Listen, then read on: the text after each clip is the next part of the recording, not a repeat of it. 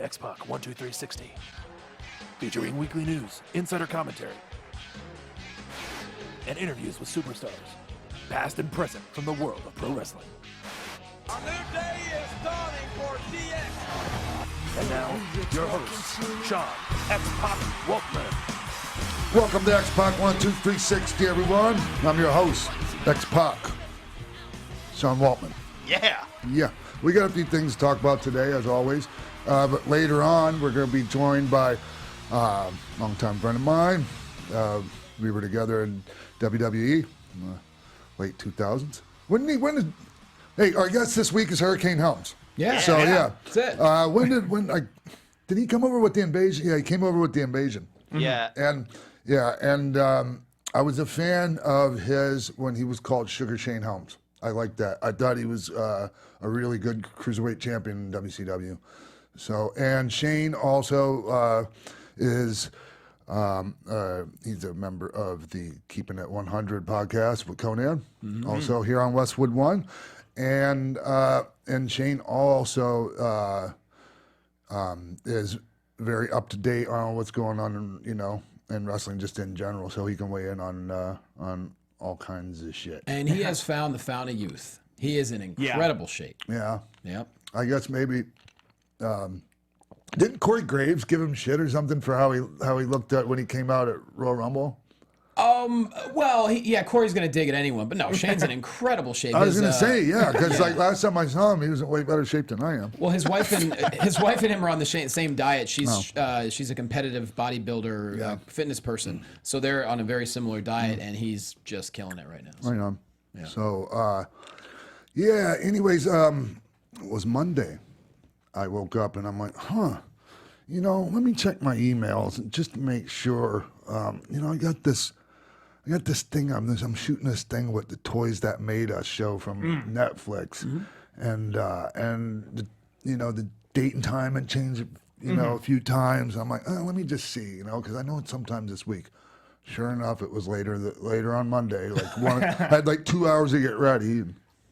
So, I went over and I did that, and it was great. Are you at liberty to say what the episode was about? I'm pretty sure, Okay, I'm pretty sure people could guess.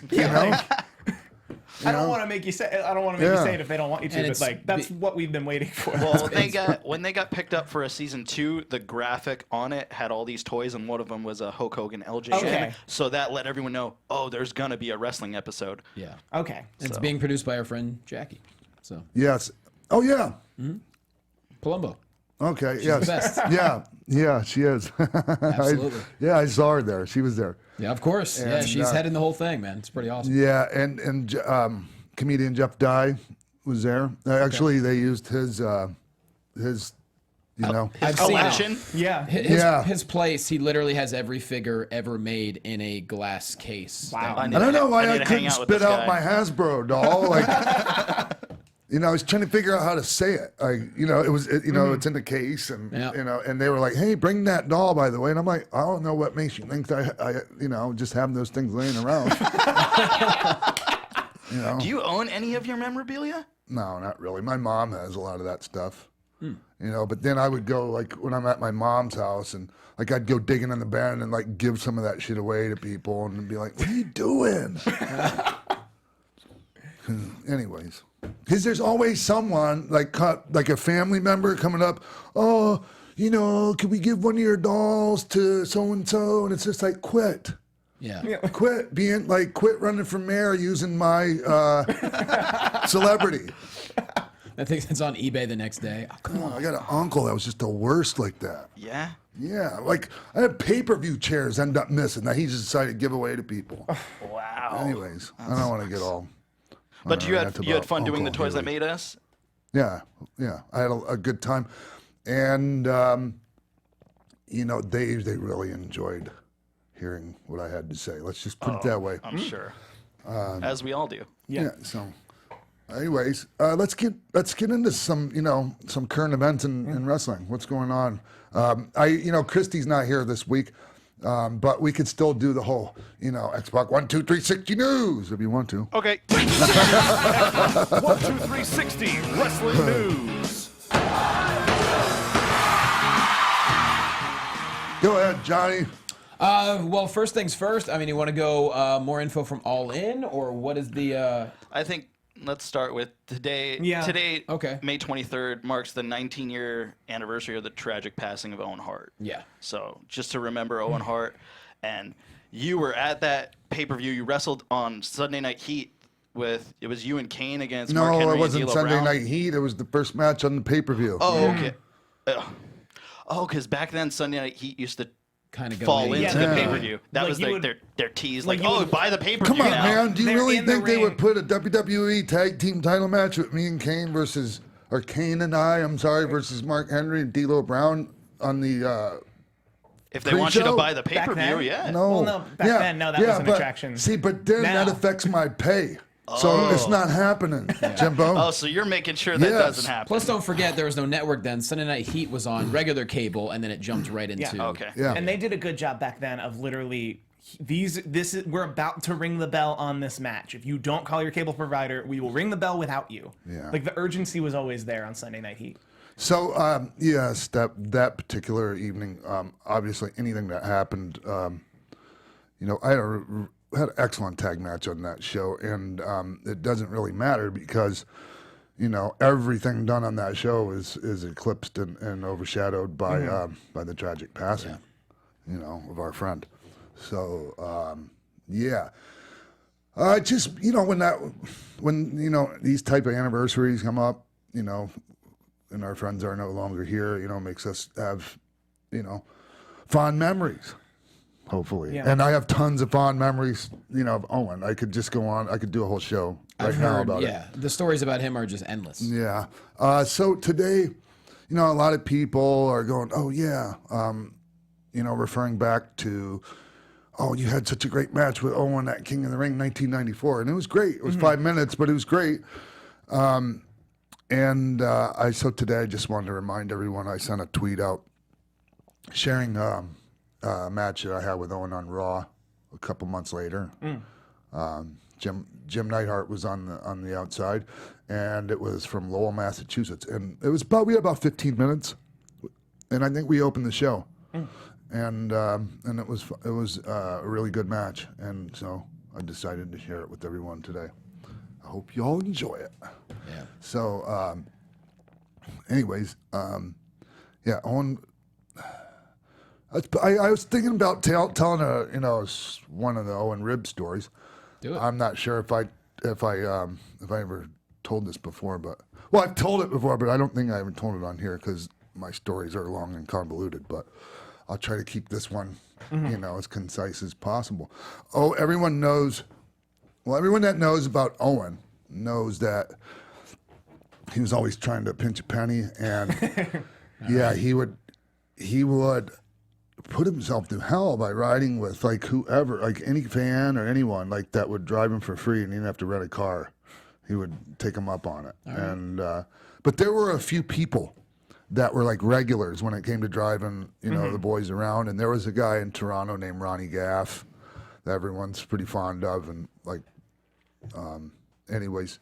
And there were a few other people, but there was this one guy, and his name was Paul.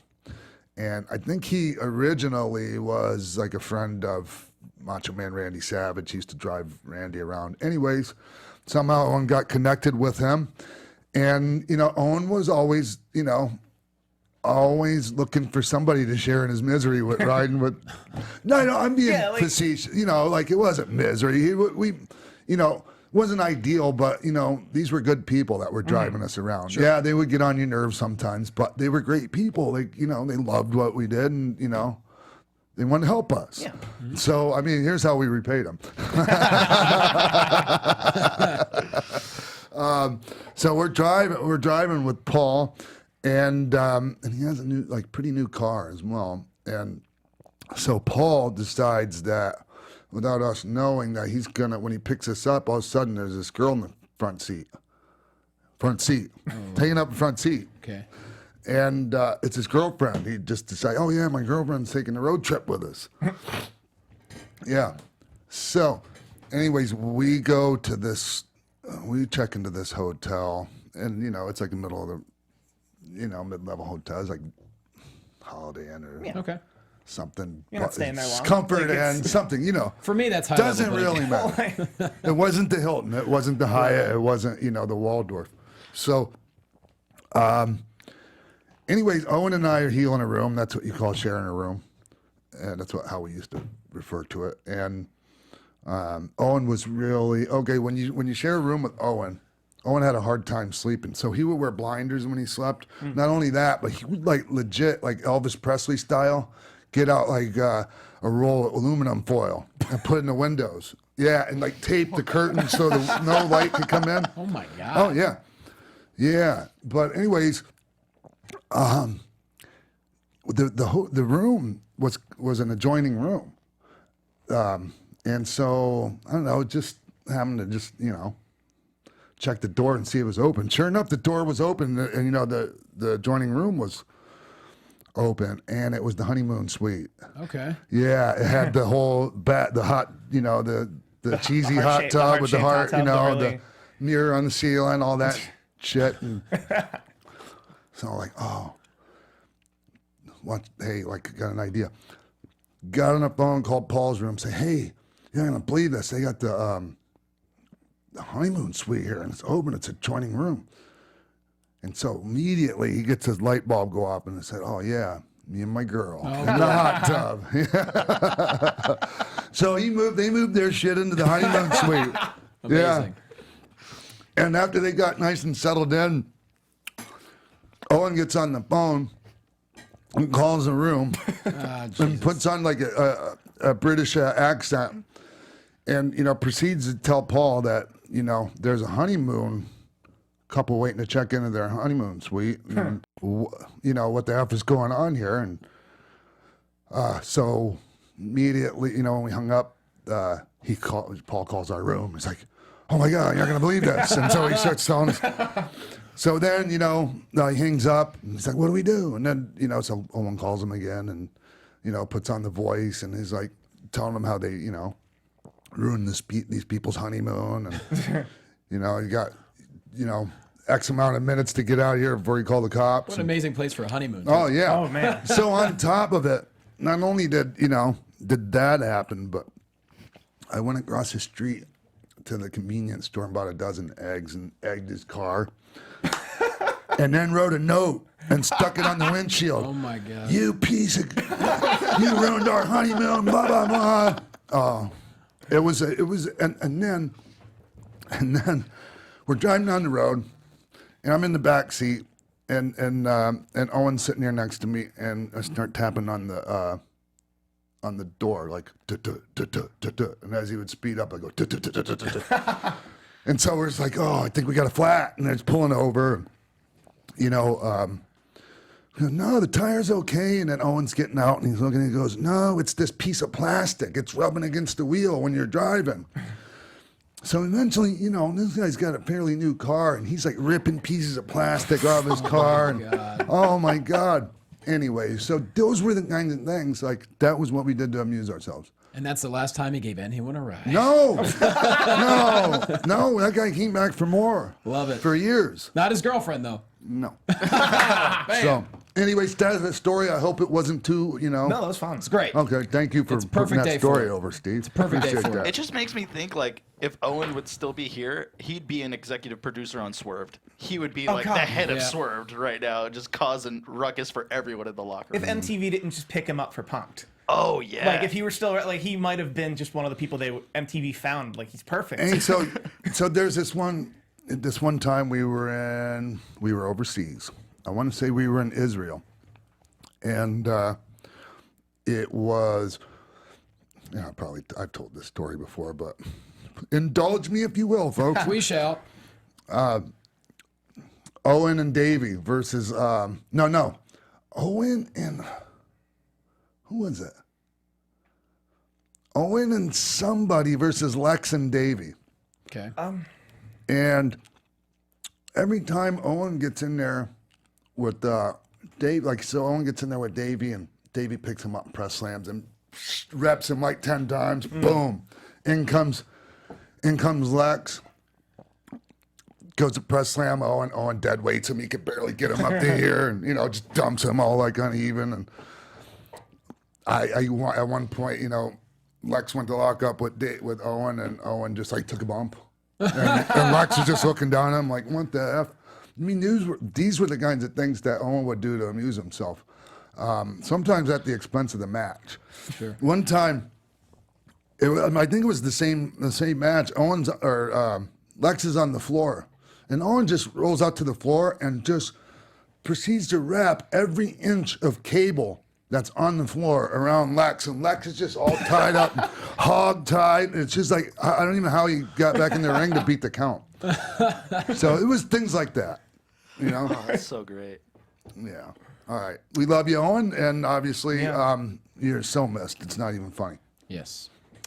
Moving on, SmackDown Live has been purchased by Fox, apparently. I don't know if it's official, but the numbers have already come out, about $1 billion, $205 million a year over the course of 5 years. This is not Fox Sports. This is actual Fox, the network. So you're going to see SmackDown Live on Fox, the same network where you see football and Empire and all the other shows. And they're moving to Friday, I believe. The report also says that it's likely going to be Friday, and we don't know if it'll be live or not. You would think they'd want to keep the product live.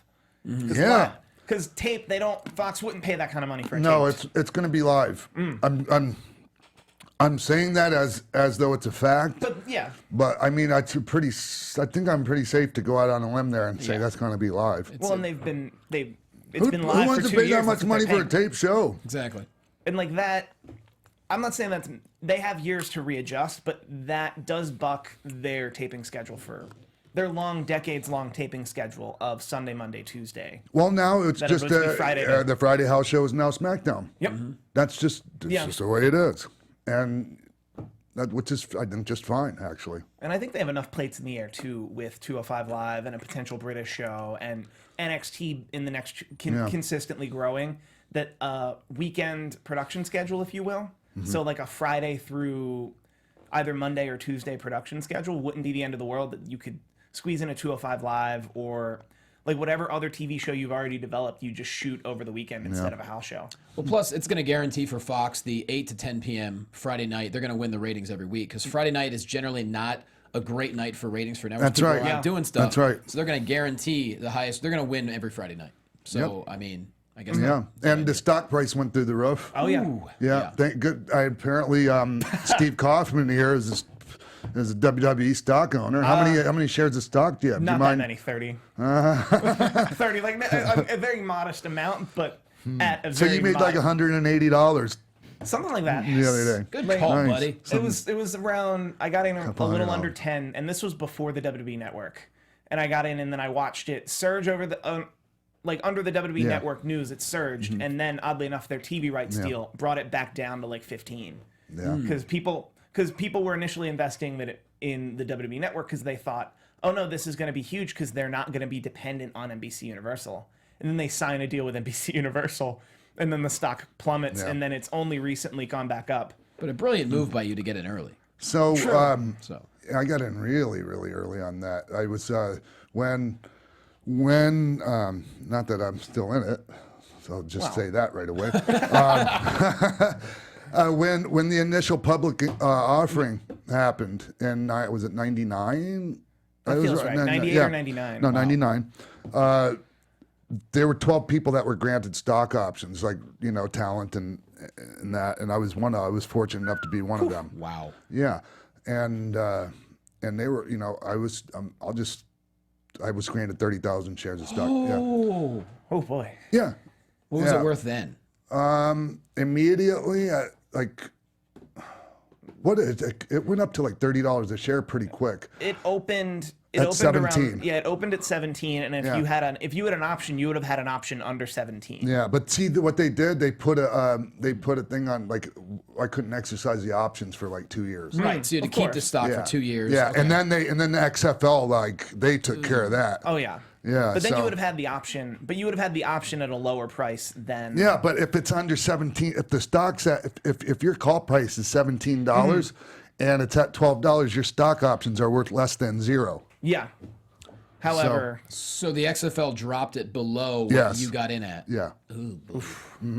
That's why I fear XFL 2020. Anyways. It's a lot different. It's a different Apples company. and oranges. Well, Yeah, not you're probably apples and right. oranges, but probably right. yeah, apples and oranges. It's Yeah, that's it. Yeah. apples and oranges at the same farmer's market, but apples and It's oranges. a little different. The One's organic. circumstances are different. I think it will be more successful. I'm not saying it's going to be a home run, but I think the potential is there for it to be more successful now. Sure. Yeah. Digital age. I think so. Yeah. I also think with XFL, I think there's nothing wrong with one of the best and biggest, baddest media companies in the world offshooting a little and investigating televised football. Yeah. That even if the XFL, as we think it'll be, like an actual televised league with teams, that might not come to fruition, but the NFL might just want to buy 2 years worth of research. I mean, my only fear is that let's say the XFL isn't successful this time around. I just hope that doesn't come back to affect the men and women who are on the WWE rosters. Which is what happened to you last time. No, I can't. We can't just say this happened to just me. Like we all shared in the right. You know. You all paid, all of that. you all paid the price for that. Yeah, it's along the same thing. Same thing that happened when I first got there. It was the tail end of the WBF and the ICO Pro thingy. Yeah. So, yeah, I got free ICO Pro at least. Silver lining, everybody. Yep. Silver lining. All right. Indeed. All right, moving on. Yeah, so All In, we all know it's already sold out in 37 minutes, and the press conference happened, about a week and a half ago now. It's basically been made public that CM Punk was there, hanging out. He's going to be signing autographs on August 31st, the day before All In. So obviously there's rumors spreading that, oh my God, is he going to show up on All In? As of now, it's just an autograph signing, but I think it all depends on whether or not his fight goes well next month, because then he's going to have 2.5 months to figure out what he wants to do, and if there's any event that he would show up at, I would think it would be All In. Yeah, I'm sure I'm sure he'll be there.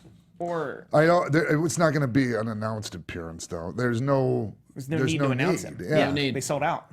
So I mean, unless they want to get the buyer. Well, actually, Cody said there might not be a pay-per-view. So Yeah. I'm going to leave from the get-go. I didn't think there would be one. There's just too many people from too many different, things. I mean, it's just, who knows what. A lot of the people that are involved in the show, who knows what kind of contract they're dealing with their respective promotions. Well, just like the Bucks said last week, which you could listen to on Westwood One, go back and listen. They said contract-wise, they're not sure what they're allowed to do, and they're trying to figure it out. So. Well, they're not even supposed to wrestle in North America if it's not for Ring of Honor. So the fact that they're allowed to do the show is huge. It's amazing. I'm gonna guess that next year there might be a little more thought put into allowing them to do the show. I don't know. I'm just guessing from their, there might be that mentality of like, hey, you got guys say, hey, where's our cut or whatever, maybe not thinking being happy for these guys and wanting to support them, but really not in a million years thinking it was going to be this successful. Although the argument can also be made on Ring of Honor or New Japan's side of, wow, these guys are so amazing. Yeah. And we have them. Mm-hmm. We have them on our TV. That's good enough. Like that pure business-wise, that should be good enough. Yeah. Because the last thing you want to do is annoy them to a point where they'll leave. Right. I mean, Ring of Honor could just say, hey, use all our guys, use all our staff, film a pay-per-view, and we'll take a 25% cut. That's a possibility. And you know what? And I'm not saying that, when I was saying that, I'm not saying they wouldn't be justified in thinking that. Sure. At all. Oh, no. I think the buy rate would be pretty impressive. Pretty good. Yeah, I think so. I'm not sure that's the route they're looking at. Mm-hmm. I would think there are other avenues.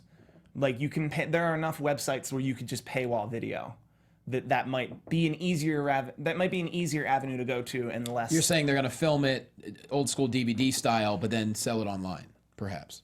Any variation of that, I think they're definitely looking at ways to. I don't know this for certain, but I think they're definitely looking at ways to film it just and then live. sell a DVD or sell a VOD. That could work. I wouldn't be shocked if they're trying to do something live behind a paywall, or like because there are a lot of New Japan guys, there are a lot of Ring of Honor guys. Access TV might have interest, and this is me recklessly speculating that Access TV might have interest in all the people on that show that they would pay a rights fee for one night only. A lot of networks would, That I too. think, step up. It's just not something that there's ever been an opportunity for them to step up and be a part of.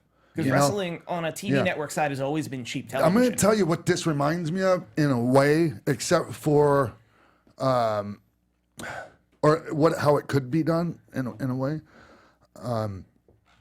Championship Wrestling from Florida, when I was a kid in 1985, they had something called Battle of the Belts.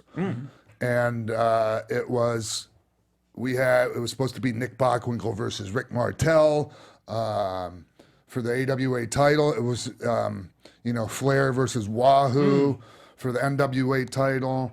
The Road Warriors versus Hanson and Brody, even though Brody didn't show up and Harley Race had to take his place. And I got hit. Hanson hit me with the cowbell. Okay. When I was, that's when you were in the crowd. Yeah. Oh, okay. Amazing. Yeah. So, yes, and Billy Jack versus Rick Rude for the Southern title, Florida title, Jack Hart versus Kendall Windham. Anyways, you get my drift. Yeah. They were on, like, there's a thing called Hubbard Broadcasting, which was, it might still be a thing, but they had, like, syndication everywhere, all over the country. And so the show was broadcast live to syndicated markets. Oof. Yeah. So it was in multiple, like dozens of markets across the country. Oh, yeah, tons of markets. That's awesome. It's kind of like Sinclair is now. Yeah. I was just about to say, I could picture some, like Sinclair or Tribune or something. Sinclair has money. Yeah. They can put it together. Either way, it's just we're 3.5 months away, right? And still all this excitement. It's going to be something to behold. I'll make a bold prediction right now. What? Because I might not ever be here again. I'm just gonna say it right now. CM Punk will appear at Starcast on the Colt Cabana, on whatever Colt Cabana is doing. Are they? Is there all their beef squashed and they're all good again? Let's not get into that. That's my prediction right now. That's not that's not our business. But hey, who knows? That's my bold prediction right now. That if CM Punk is involved at all, that's where he's guaranteed to show up. All right. Huh. But And while we're on that note, there's been a little bit of scuttlebutt in the last few days, and I can't imagine why. There's renewed interest in going after the Young Bucks in WWE, and makes sense. Yeah. So Sure, but I mean, you guys know the Bucks better. You definitely know the Bucks better. I feel like they're having so much fun right now, and they're loving their life. listen, you only get one chance to do this. If the opportunity comes to go there and the deal is right, Okay. you take it. Okay. You take it. But the deal has to be right because their history of how they use tag teams isn't that great. So, it has to be so lucrative that if once they get there, they use them like shit, and their market value goes down, it'll still be worth it to them. Sure. And so I promise you, those guys, well, I don't promise because I don't, I'm not in their heads, but I'm willing to bet my left nut that That's better than a promise. because that's the smaller one in the two. That's a sound That bite. those guys are considering everything. Sure. Why not? 6 months until their contracts come up. oh yeah, Yeah, I think that's where the Ring of Honor contracts are done. That's when WWE is really going to throw Yeah. it at them. That's when and they'll the, have to make that decision. Because I think the biggest thing holding them back is they don't want to move. They don't have to wait until the contracts are actually up to talk. Informally. As long as the Bucks are the ones that approach them, there's no problem with that. It's the other way around. That's the problem. So you're saying as far as moving that's if they were asked to go to NXT is what you're saying. Well, just WWE in general. I know they Yeah, don't like want to NXT. move. which means That's like the But biggest they wouldn't thing have for them. to move if Which they it- go right to main roster. They can still live in California, right? But then they wouldn't. But I take that also to mean they don't want to do 300 dates. Like honestly, I think if we're talking the contract on a sliding scale, I think if they were offered the kind of contract they're worth to the WWE, but it's half the dates, so it's all the TV plus big house shows like Garden House shows, like European tours. They show up when Lesnar shows up. That's their deal. I would imagine it'd be like a bit more than Lesnar, but still, like they'd be on every TV. They'd be on every TV and the really big house shows, and it would be something like 150 dates. And then, by and large, they're still home every weekend. That sounds like something they would want. Theoretically, they're home every week. But trust me, I know what it's like when you have in your contract. You have, it's stated that you're only allowed to be worked 15 days a month. And they still figure out. And that is it for XPac 12360 News. And we'll be right back with Hurricane Helms. Hey, X-Pac 12360 fans. I just wanted to tell you 2 ways that you can support the show to help it grow. First, if you've ever wanted a shout out, a surprise message for various occasions from me, all you have to do is visit celebvm.com/Sean Waltman to request a video today. Not only does it support the show, but a portion of the proceeds go to charity. Second, visit prowrestlingtees.com/Sean Waltman. That's the only place to grab shirts with the X-Pac 12360 logo, Wolfpack, or many other designs. If you pick up a shirt, make sure to tweet us using the hashtag X-Pac12360. That's celebvm.com/Sean Waltman for a personal message from me, X-Pac. And prowrestlingtees.com/Sean Waltman for X-Pac, Wolfpack, and X-Pac 12360 gear. Thanks for supporting the show. Now let's get back to it.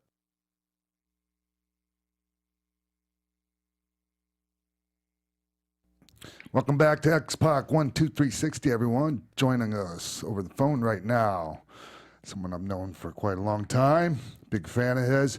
He was WCW and WWE with me. Actually, wasn't in WCW with me, but he was in WCW.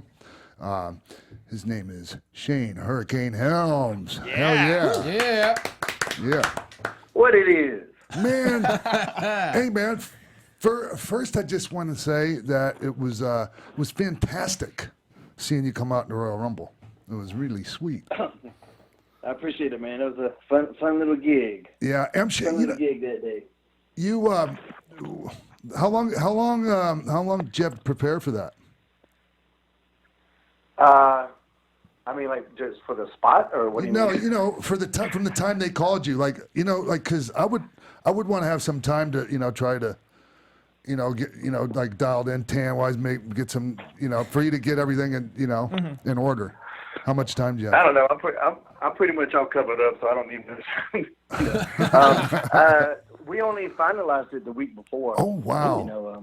Wow. Yeah, so I know that they'd wanted me to, whatever. You hear things. I think they wanted me to come in years prior, but I was either contractually obligated to other companies, or one time I was actually injured and couldn't do it. So this time the timing was just right. So worked out really well. I was just happy we were able to keep it a secret in today's social media age. The fact that we were able to keep it, sneaking through the airports in disguise, even hidden. We didn't. Even the boys didn't know. The other guys in the Rumble didn't know until about 30 minutes before the Rumble match started. Like the pay-per-view was already underway, and they still didn't know until they brought me and Ray in the building. I like that. It's not like you were saying, man. With how hard it is to keep a secret these days, man, it's really hard to surprise people. And people really like to still be surprised. Yeah. And it was a great surprise, man, because as you could tell by the reaction chain, man, the people still love you, man. You're still over as F. Mm-hmm. Yeah, I appreciate it, man. I was, you always want a reaction like that, but you can't be too confident, because the second you get too confident is when the crickets come out, But I was hoping, and I knew following Cena that was going to be, because he was the guy that went out before me. I was like, man, my pop, is going to be compared to his subconscious, whether you realize it or not. You know what I'm saying? And whether people are yaying or booing, the reaction, his ovation is still thunderous, because they're doing something. Yeah. So the fact that they that Philly delivered for me like that, man, that was it couldn't have been any better for me. Yeah, man. Well, when you were contracted prior to the Rumble, what was it for? Do you know? Was it for 205 Live? No, he said contracted to another company. Other places. But you said WWE hit you up and you couldn't go there because you were contracted to another company. Do you know what they were asking you for? Were they asking you to come back to do 205 Live? Or? It was Rumble, I think. in previous years to do Rumble spots. Oh, to That's do what I was Rumble referring to. spots. Oh, okay. And you and your wife did an amazing job of hiding yourselves at the airport. That picture was pretty classic. Yeah, and she was determined to go because she had never, we got together after my WWE career, so she never seen me, she goes to me on like some of the indie gigs. There's been a couple shows she's been to where there's a couple thousand people there, but nothing on the scale. Well, there is nothing else on the scale of WWE. And, well, I say that now, but now that the All In boys went and sold 10,000 tickets, might have a little competition coming up. Hey, you're gonna be there. I saw that. Yeah. Right? Yeah. Yeah, I'm gonna be there. Yeah. Yeah. So, but she was determined to go, and I'm like, man, baby, I gotta sneak through this airport. She's a damn head turner herself. Mm-hmm. People will see her before they see me.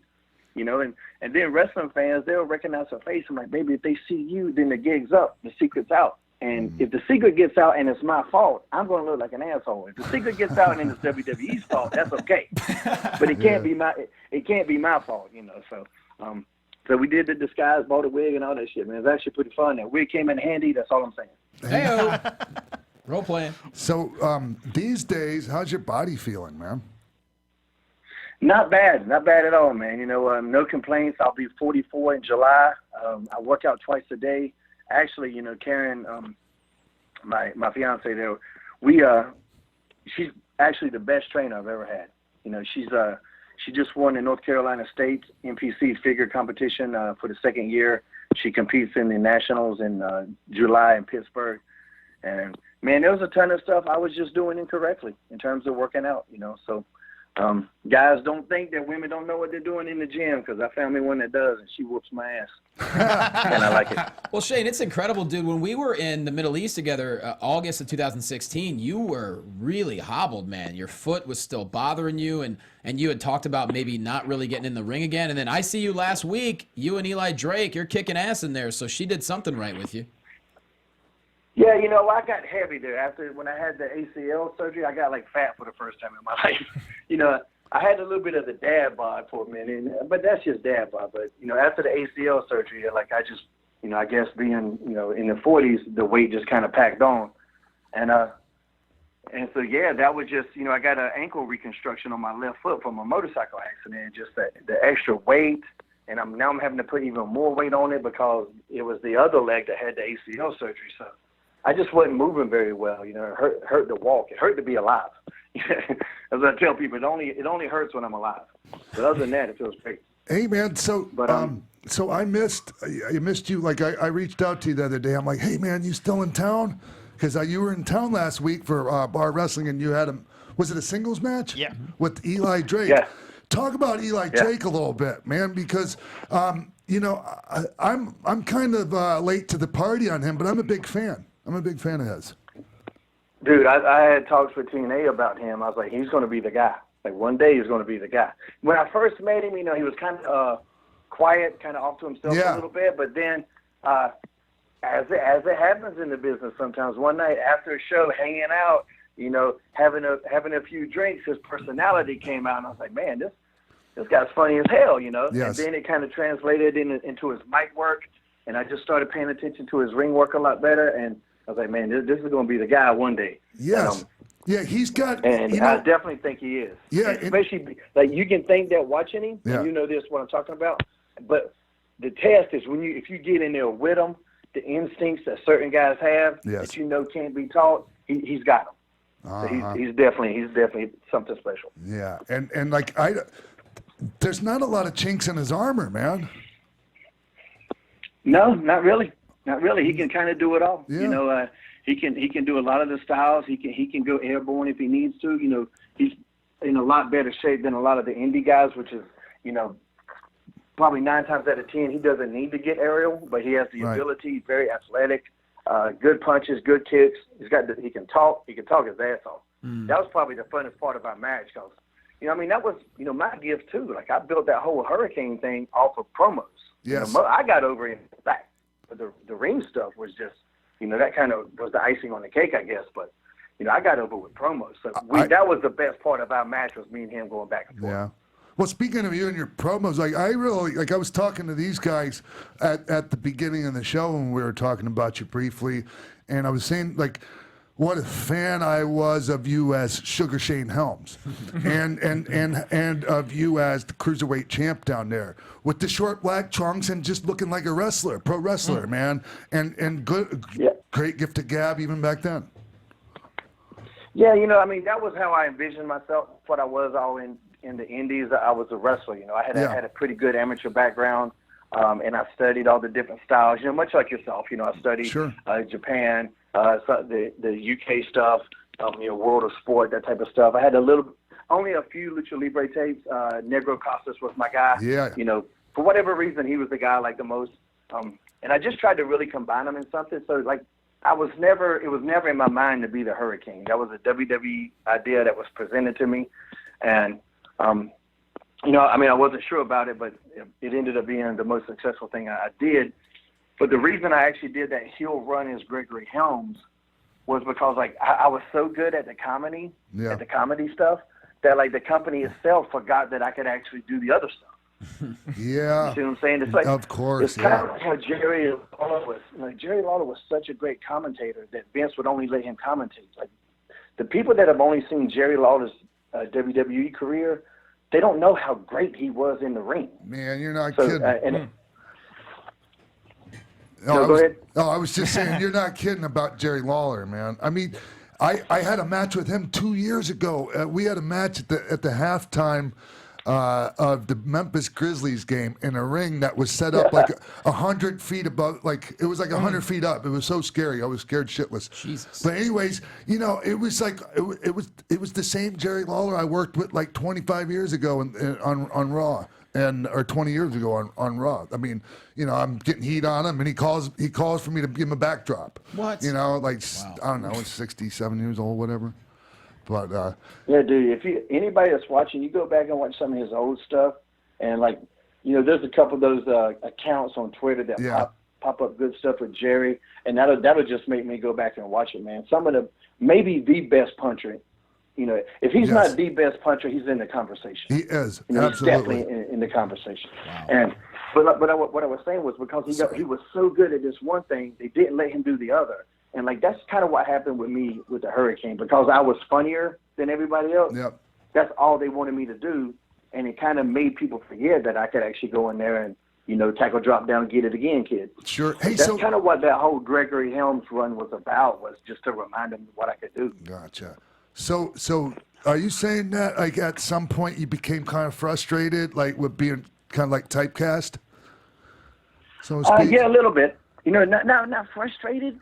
I wouldn't say frustrated, because I was having so much fun. I loved being the Hurricane. You know, once I was in that groove and I made it my own, like, I was having fun. But I know what the potential could have been. But I also knew what the guys in charge, they had a different idea what the potential was. Yeah. And I recognized that. They were only going to let me do so much, you know. And so once you plateau, you better make some changes, you know, or else you're going to just, you know, kind of flatline career-wise. So, you know, I just wanted to make some changes and kind of remind them what else I can do, you know, just change it up a little bit and see what would happen. And, I mean, that Gregory Helms run was probably my best body of actual work in the ring and stuff like that of my career. You know, but the merch didn't fly off the shelves by any stretch of the imagination. Yeah, well, I mean, that's what happens, though, right? I mean, yeah, I get it. But, I mean, was it worth it? It was, because Vince took care of me on the pay-per-views and stuff. You know, I was still on everything. I was on every show, and I talked to Vince about that, because I didn't want to be the tweener heel. I didn't want to be the heel that sold merch, because, you know, there are two different kinds of heels. You know, there's the true heels and there's the tweener heels. The tweener heel is going to make a lot more money. That's going to be your Rock, kind of your Ric Flair. Those are the guys that are they're the bad guys, but you still love them to death. So that's, you know, I wanted to be the guy that you hated. I wanted to be Buddy Roberts. Yeah. You know, I wanted to be Tully Blanchard. I want to be the guy that didn't sell the merch, but because you hate me so much, you're going to love the heels even more, and you're going to love the other baby faces even more. You know, it's kind of it's a psychological tool. Like, I don't know if I talked to you about this before, but it's like Silence of the Lambs, where Hannibal Lecter wasn't the heel. Buffalo Bill was the heel. Yes. Buffalo Bill was the one you hated. Yes. And the effect was that you liked Hannibal even more, because he was such an interesting character. Yeah, man. So that's what I was. I wanted to be Buffalo Bill, but without the tuck. And I feel like nowadays there's Without the yeah. I don't look great in lipstick either, but it is what it is. You snuck that one in good, Shane. Put the lotion in the basket. But yeah, I feel like there's not enough of that nowadays. There's not enough guys that are just willing to say, I want to be hated. It's everyone saying, I want to be bad, but I want to be cool at the same time. So I agree with you on that one for sure. Well, what kind of Well, merch? the reward isn't as good financially. That's the thing. You have Yeah. to be really, unless you got a boss that understands what you're doing, and that's why I had to make sure, like, listen, had to talk to the boss man, saying, like, this is what I'm doing, and this is why I'm doing it, and my merch is going to suck here, and so I don't even want T-shirts, because that's why I went with two. I didn't even have a nickname. I was just Gregory Helms. Wow, which, yeah. No hook. There's no hook. There's no nothing. I didn't want to give people anything to like about me. So who were your in that run as a heel? Who were the guys you liked to work with the most at that point? Probably Matt. Matt Hardy was. It was a real because he was in a real rut. He'd gotten some of that backstage heat. Yeah. And was kind of plateaued himself. And it was that run with me that kind of pulled him out. So I was really, on a personal and professional level, happy about that I could help my buddy like that. Yeah. But we had really good chemistry. I loved working Jimmy Yang. Oh, yeah. Jimmy's very understated and uncredited in what he can actually do in the ring. All the cruiserweights I had a good time with. I was trying to get more guys in there because I kind of just ran through that whole division over and over and over. Yeah. But I got to work with. I got to work with everybody during that run. Taker, Rey Mysterio. The Taker match was fun. It's one of my favorite performances. I get my ass kicked. Sure. But as a performer and the job that I was given, the assignment that I was given, it was one of my favorite performances. Hey, so I don't know if I ever asked you this in private or when you were on the show the other time. Do you have a preference, like working with guys our own size or bigger guys? No, I don't mind either or. Okay. I always, I like big guys that work like big guys. Yeah. That makes it easier. And I like little guys that realize they're little guys. Like, I don't like getting there with some little guy that thinks he can power bomb me 9 times and he probably can't even pick me up if I didn't let him. Because of the cruiserweight thing, like this has happened ever since I left WWE. I'll get booked against the cruiserweight again in whatever ABC indie company, and I'll get there, and that guy's 130 pounds. Yep. The cruiser, and I'm 6 foot. I walk around until I got down to 205 recently. I walk around 215. So I'm 6 foot 215, and every time I show up, it's always, oh, you're a little bit bigger than we thought. Yeah. Every time, and I go, yeah. And then these guys got all these really great creative ideas, but physically they can't pick me up. Right. And that can get a little scary with somebody you don't know. You don't know these guys. It's hard to trust somebody you don't know.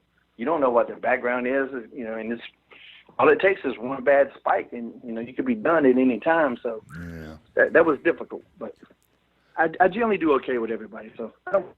Hey, Shane. What I wanted to ask you is how's it going on keeping it 100, man? I don't get a chance to tune in like I used to when you were on the other network. But we have a lot of fun, man. We Yeah. have a lot of fun. It's about as diverse a podcast I think as there could be. We don't really have like a legit format. It's just kind of all over the place at all times, and we got Disco at all times, which, as you know, he's I don't want to call him special needs because I feel like that would be insulting a special needs person, and I don't want to do that. Right. But he's close. He's right there on the door. He's our Make-A-Wish guy. I like the chemistry. I like the chemistry you guys have on there, and I encourage anyone that hasn't checked it out to do so because, man, a lot is put into making that show for everyone, and it shows, or you can tell when you listen to it, man. It's an excellent show, and Conan's always been always on. Yeah, always. Yeah, he's always in our reign too. Yeah, no doubt. Man, I don't do that. I don't do that anymore, man. Like, but if I'm hosting my show, like I won't have a puff or anything like that. Earlier on, He'll man. do it right in the middle of a segment. You can hear it in the background. You can hear the bubbles.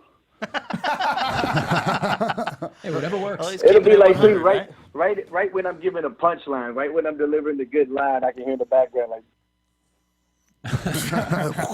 So Shane, you mentioned being down give to me a beat here. So you mentioned being down to 205. We're talking about the cruiserweight division. Yeah. You're the longest reigning cruiserweight champion ever. Two-part question.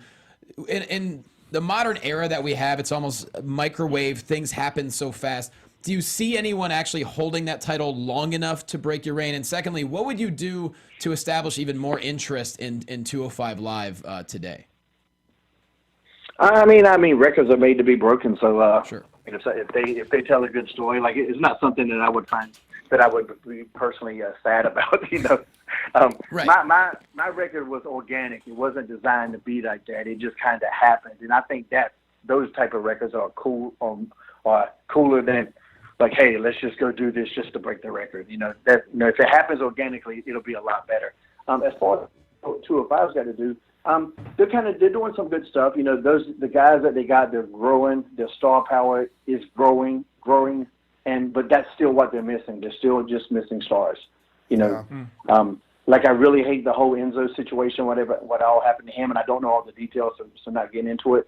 But he was a star there. That's right. He was a guy that brought attention to the show, and he was a guy that I would have loved to have worked with if I was Hurricane. Yeah. He would have been a perfect heel. He would have been the Joker to my Batman. He would have been perfect for me.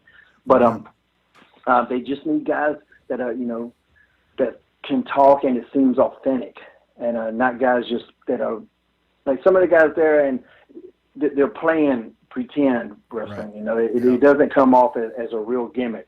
Like that. That's what made my Hurricane thing work, was that people believed that I believed. And that's the part of acting. It's the difference when you watch a movie that has good acting and bad acting. Like, I don't care what the story is. If the acting's bad, it will throw you off. And so the same thing in wrestling. Like, if the person can't pull off that character well enough, if you don't believe that they believe in it, it's going to take something away. And sometimes you don't even know, you don't recognize that that's what's happening, but it is. Yeah. Well, you had that Green Lantern tattoo, man. We knew that was authentic. That was, that's how the idea came about. Hey man, speaking of pulling characters off, how about Bobby Lashley's sister? That was skit. Oh, all right. One of those guys is my little buddy from North Carolina. Mr. Everything is his gimmick. Oh really? He can do everything apparently. Yeah, so he can. He said that it was his twin cousin. Ah, okay. He said that was my twin cousin, but it was him. That's kind of a throwback to some of the crazy shit he's doing storyline wise. Not necessarily something that I was expecting from Bobby Lashley. Yeah. A couple weeks ago, I didn't think we were going in this direction. So, No. But wrestling is a lot of let's see what works, and there have been stranger things that have worked. Here's my thing on that stuff, man. Like, it just reeks of like late '90s, early 2000s. Like I want to say, hey, the late '90s called and they want their segment back or whatever. I'm shocked it left the writers' room. I don't know how it made it to air, but but if you hear so many people going, man, I wish they'd go back to the Attitude Era. Like, well, that's some of the shit you would have seen in the Attitude. Like, people romanticize that shit a lot. They romanticize a lot of the Monday Night Wars, and you were there for a bunch of it. So you know what I'm saying? Like, man, it was really hot. And then you go back and you watch some of that shit, and you're like, yeah, I don't remember it being quite this sucky. No, but it was at the time. It was at the time, and it was great at the time. But it just and it's great. Like I talk about this a lot. It's okay, man, to get in the time machine to go back and visit, but. Man, it's not a good place to live, man. Always just thinking that, everything back in the day was great and everything now sucks. You're right. Like, how would you know? You're not even living in the now time. I can't tell you how many people I come across that you do commentary for wrestling? Like, yeah, I do. They go, oh, yeah, I don't watch it anymore, man. It was only good 20 years ago. I'm saying, I can't even argue with you because you're not going to change your point of view. Yeah, whereas the reality is wrestling was always wrestling. And it's bigger now than ever, but they're not going to hear that. Well, I tweeted something just yesterday or something. I was talking about, like, there are certain guys that used to be, even if they were in wrestling, and they bash it all the time. Like, well, if you don't even watch it anymore, how do you know? Right. What is it that I don't watch that shit. It sucks. Well, if you don't watch it no more, you can't say that. Like, if you ask me to, I haven't seen Deadpool 2, so I'm not going to tell you whether it sucks or whether it's great because I haven't seen shit. Right. If you don't watch it, like, shut the hell up. Yeah. I mean, especially don't bash it. Just say I'm not up to date with it. If you ask me about New Japan, I'm gonna say, hey, right now I'm probably about a month behind because my DVR is telling me. So I'm not gonna tell you that the last 3 or 4 weeks sucked or they were great because I haven't seen it. So I don't really get people that do like what Johnny just said. And I've heard that before too. Yeah, I stopped watching about 10 years ago. Today's product just sucks. So, like, really, nothing in the last 10 years has been good. Exactly. Come on, right? So how they is just it? got a deal for $1 billion with Fox. There had to be something that was good. Yep. That's what I'm saying. Exactly. So how is it that you keep a positive attitude and I know how I do it, but how do you do it when so many of the people our age and older like just have the worst attitude and are so bitter and sour grapes about everything? Man, I'm just kind of a positive person in life like that. Johnny, me and Johnny spent, two different tours in the desert. It takes a lot to get me down. I can get a little agitated at times. But, like, to me, just life in general, all of life is just absolutely absurd. Just everything we do is just absurd, I mean, even, like, I love wrestling and respect it, immensely. But we're not curing cancer either. Yeah. We're not doing anything that's going to, like, change the universe or open up, open up anyone's eyes to the afterlife or, anything crazy. Like, I believe that art and entertainment are super important to humans. To be able to be entertained and escape the monotony of your everyday life. Right. It's super important to culture. So, but at the same time, I can't take it too damn seriously because especially I'm out there dressed up like a superhero. But even when I wasn't, I was like, still at the end of the day, man, I just want to go find me a woman and have a good time. Like that's my goal. As long as I get laid at the end of the day, I'm gonna be happy. I mean, I'm running around happy as hell. So who's doing it right? That's right. I don't know. I mean, they made a lot more money than I was, but I was happy as hell all the time. So I don't know. Well, recently, last week, you were at Bar Wrestling, and you put out a tweet that when you got the Please Come Back chants, it really, really made you feel good. I wanted to know, do you not get those that often, or it was just that crowd and that environment that brought it back to you? No, I mean, I get a lot of stuff. You still got it all the time and all that, it's real, but I think that was the first time I ever got that particular one. Like, I don't know if that one's been around all that much, I think that was pretty new on the scene relatively. But, I don't know, it was just a long, it was a long day. I was exhausted, I was supposed to go on early, but then a couple of the other guys needed to get out of there or something like that, and they wanted us to go on last because they needed the star presence in the main. So I was cool either way. It was probably the right match to go on last, but yeah. But it was a long show, long day, long travel, and then when you go out there and you nail it and everything's good, and then you get that. Now I get to rest and I'm done, and you know how, Sean, you know how it is after a good match, man. Like a good match just makes your life better. Yeah, like I could have just won the lottery today. If I have a bad match tomorrow, I'm gonna be pissed off. That's exactly right. It affects the mood. Yeah. It affects my mood. So when I have a good match, man, then I'm happy as hell, man, and I was really just feeling it. And then they hit me with that, and I don't know, I can't really tell why, but it was something that really got to me. Yeah. Hey, I'm a little sensitive bitch sometimes. Oh man, me too. Hey, whenever I'm involved in a shitty match, man, it hurts my feelings so much. It ruins like you're saying, man. It sounds like it's the same for you. It ruins my night, and it ruins and I'm down about it until I have a decent match. And sometimes that's months down the road, man. What? And that sucks. Yeah, I had one. I had a stinker, and the thing was, I don't know if I jinxed myself, but I mean, you just know how it is. Yeah. There was a run where I was having really good matches, really good shows, and I was on Keeping It 100, talking to Conan, and I was just sitting there going, I'm due for a stinker. I know it's coming. I can feel it. because that's just how it is. There's going to be one. There's always one on the horizon just waiting for your ass. And so, I had this show in Wisconsin. There's 2,000 people there, man. Big show, and the guy I was in there with just wasn't ready. Shouldn't even been. I mean, he should have been sitting in the crowd, and they should have probably charged him double. He should not have been in the match, and it just was awful. I couldn't save it, couldn't bring it back. Lost my cool. Had to punch him in the mouth because he was stiffing me. Had to. Damn yeah, I'm from the old school. You get the receipt right away. Yeah. You don't get it after the business. That shit's coming. That shit's coming with the appetizers with me. Yeah. So even after the show, Dave Hero, Dave, of right, course. John? So we're, he's hanging out. Joey Ryan's there, and MVP. And I was like, it took me forever to kick out of the funk that I was in because of that. It affects my personality big time. I've wanted to, man, like honestly, before I had a match at that bar wrestling in front of that crowd last year. I think it was it was last year. And it was great. I had the same kind of experience as you. And right before that, I'm contemplating, I think I'm done. I'm done at the end of the year.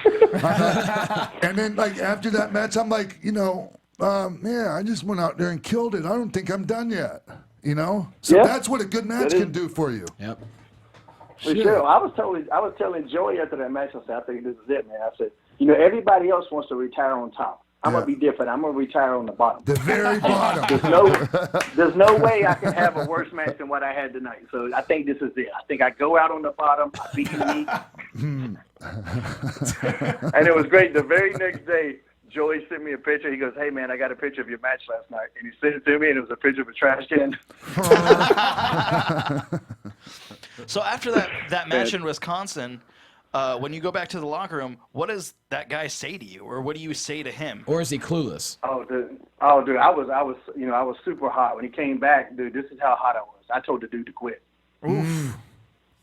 I said, dude, you just need to give up and quit. That's how mad I was. I was like, nothing could be that bad.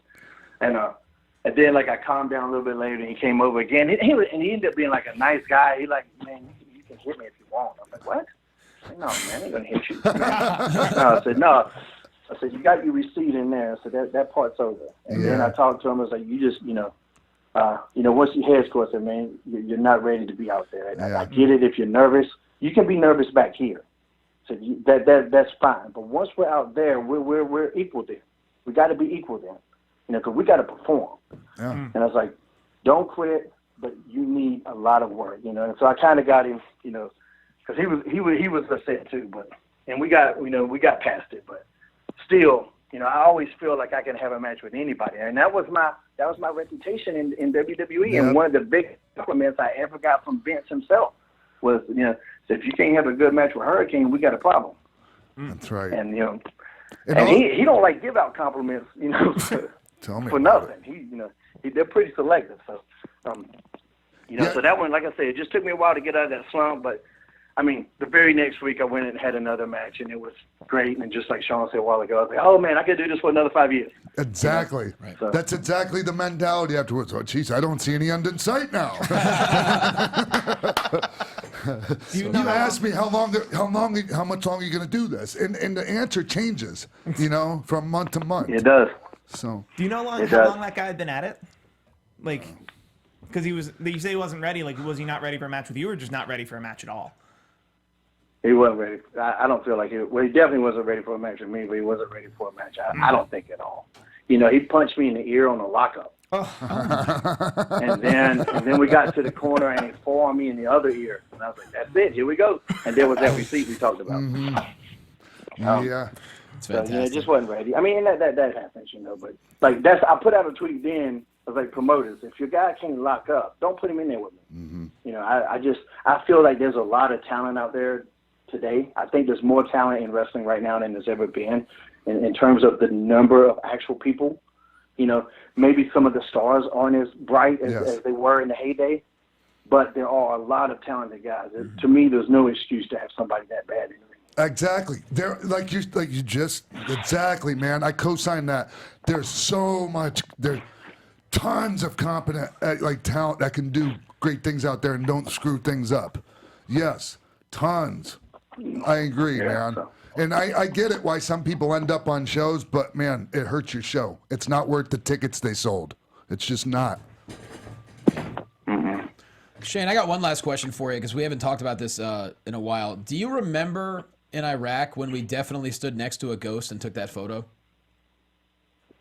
Oh, in the torture chamber? Yeah, yeah, it was the bottom. We went to Saddam Hussein's old, whatever you want to call it, where he used to reign, and they took us down to the prison cells. And I think me, you, and Ken, we like posed for a picture of one of the commanding officers. And I know you saw it with me. Out of the corner of our eyes, we just saw the massive padlock shake back and forth like 4 times.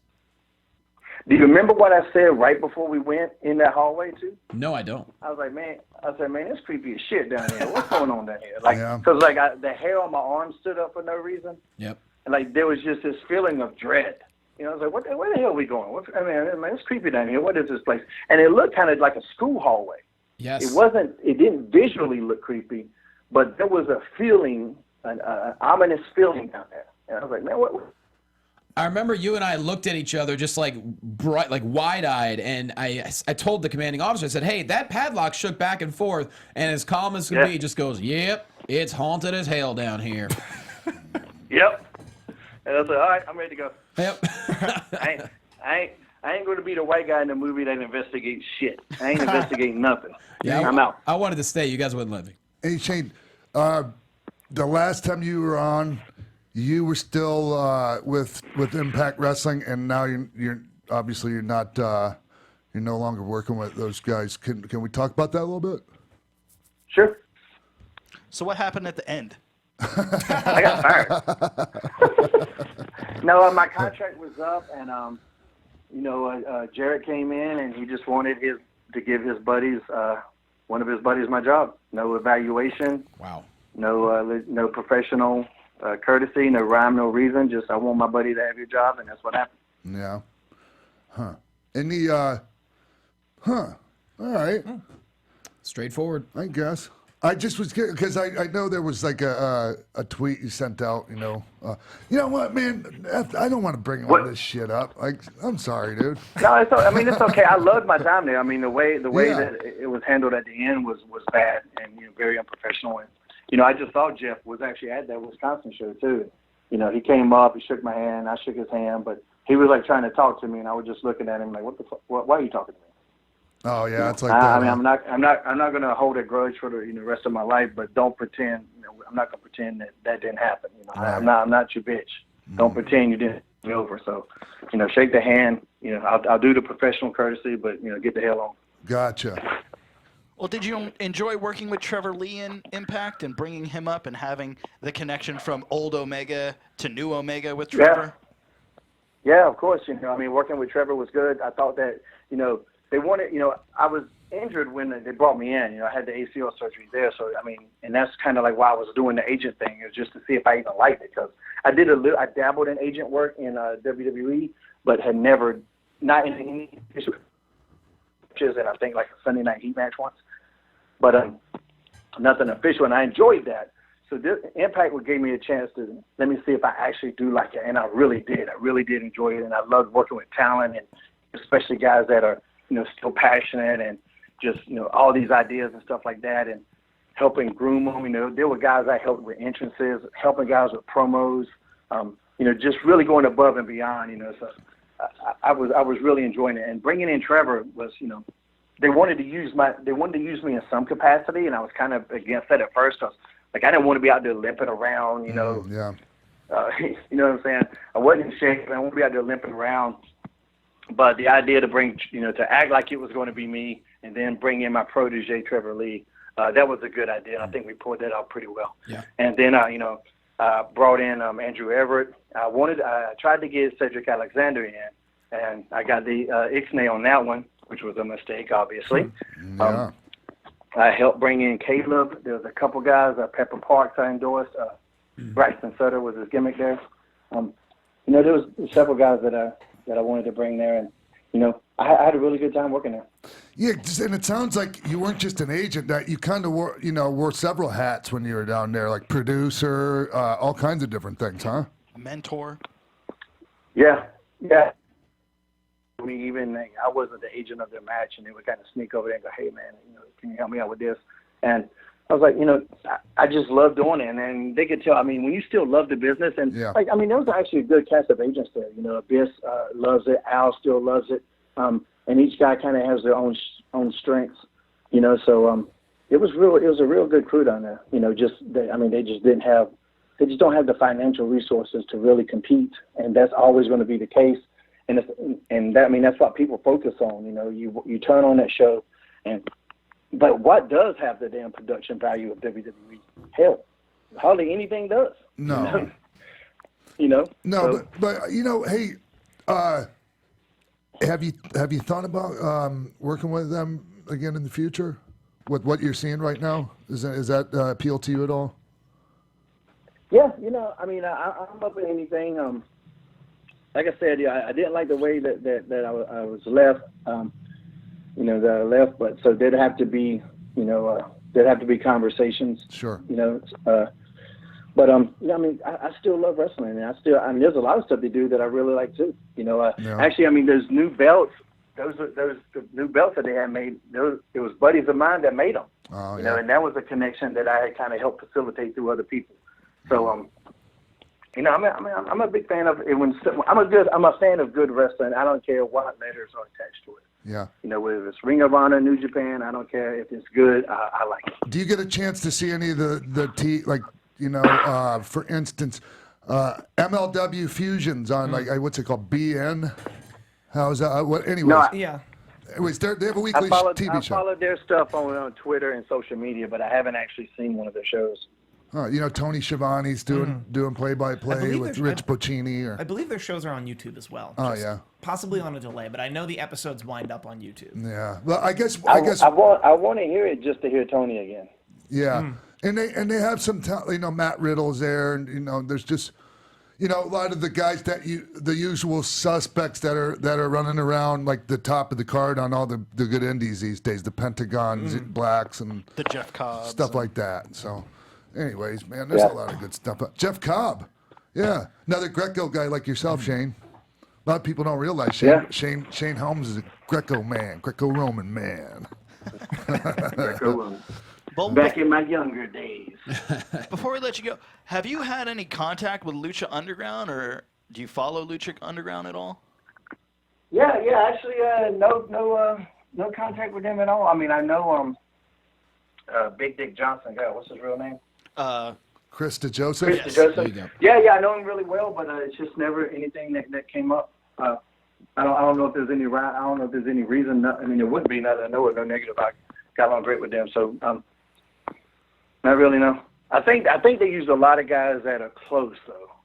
I think that's a big deal with them. Is you kind of have to be in LA or drive up from Mexico. That's pretty close. Their budget's pretty small, so. Is that something I think that's a lot of it. Something you would be interested in, either being an agent there or having the Hurricane invade the temple? Yeah. Anything that's fun and a good story, I'm up for. I like doing programs with companies as opposed to just the internet, the one and done. The one and dones, they're good for what they are. But, I like to deal with companies and say, hey, how about if I come back and we do a couple of different things? And you always get more out of that. But a lot of companies want to do just the one and done. But in my experience, especially over the last couple of years, fans get invested when especially the quote-unquote TV guys come back. Yeah. If we do something and after the match, like, no, hell no, I'm going to be back next month. Like, fans get invested in that instead of, okay, I was here, you'll never see me again. And it's an opportunity for you to give the rub to a younger guy that's just coming up or whatever, man. It's good for everyone. So. Yeah. Hey Shane. Yes, I enjoy that more. Shane, hey man, what do you got going on right now? Like, what's coming up in the immediate future for you? We're getting ready to wrap the show up here. Dude, I'm actually I work pretty much every single week. Yeah. I was just in Costa Rica last weekend. I got a couple of loops in the UK coming up, Australia, all over the US. So I stay really busy. I'm on the farm and it's garden season, so I'll be in the garden, getting my ass whooped by that monkey in the sky during the week. But that's my life now, man. You know, I got 2 kids, so during the week I'm super dad, and then I hit the plane and I go be a superhero. So. And it's like it's really good. You know, it's really good. It's a real good place. You know, for whatever 2018 is going to end up being my most successful year since I left WWE. Wow, man, that says something about the state of the wrestling industry right now. It's nice. Yeah, and I can't be more appreciative, you know, to the fans and stuff like that. You know, just they really, you know, you go through spurts of when, you know, I mean, I kind of with that character anyway. A lot of it's that gimmick character. You know, people kind of just like the superhero thing. You know, maybe it's me. I don't know. It's half and half. You know, half me, but that gimmick, you know, is a lovable character. But like just, you know, the last 2017 was really good, and 2018 is just like something kicked back into gear, and the fans are really taking to a lot of stuff.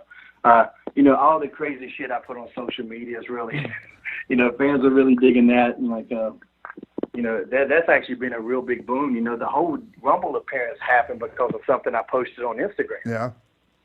You know, so I turned the Instagram post.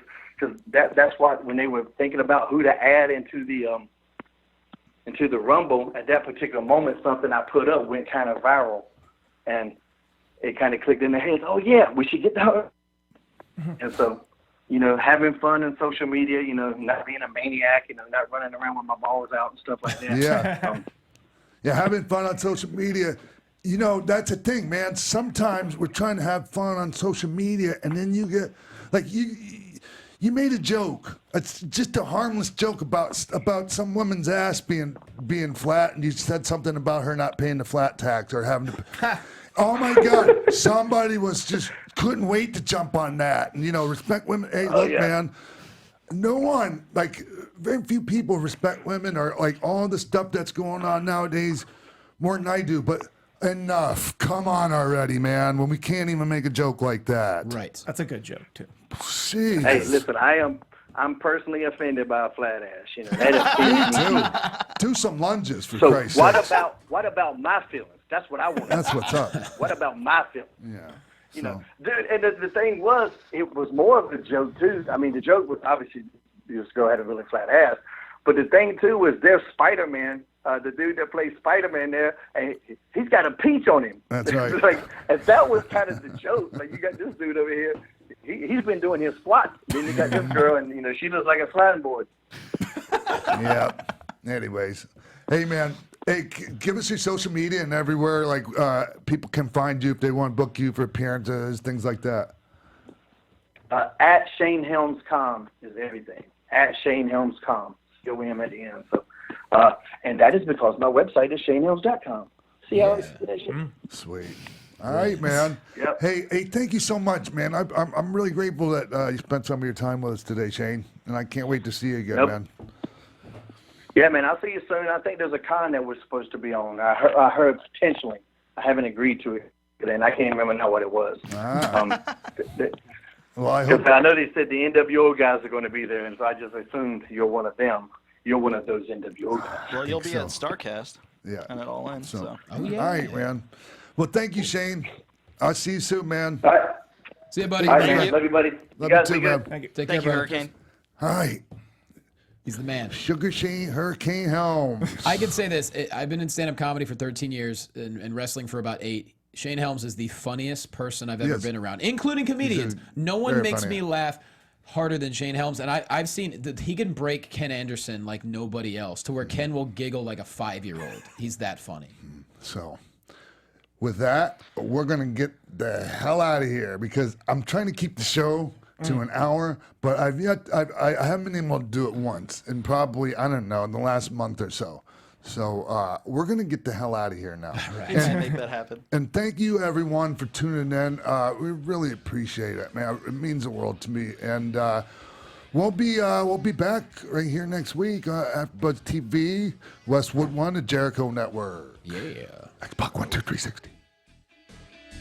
From executive producers Maria Menounos, Kevin Undergaro, Phil Svitek, Sean Waltman, producers Mark B. Donica, Jimbo Frank, Christy Olson, and the entire XPac 12360 staff, we would like to thank you for tuning in. Like us on Facebook, rate and comment on iTunes and YouTube. Follow XPac on Twitter @TheRealXPac and email us at xpac12360show@gmail.com.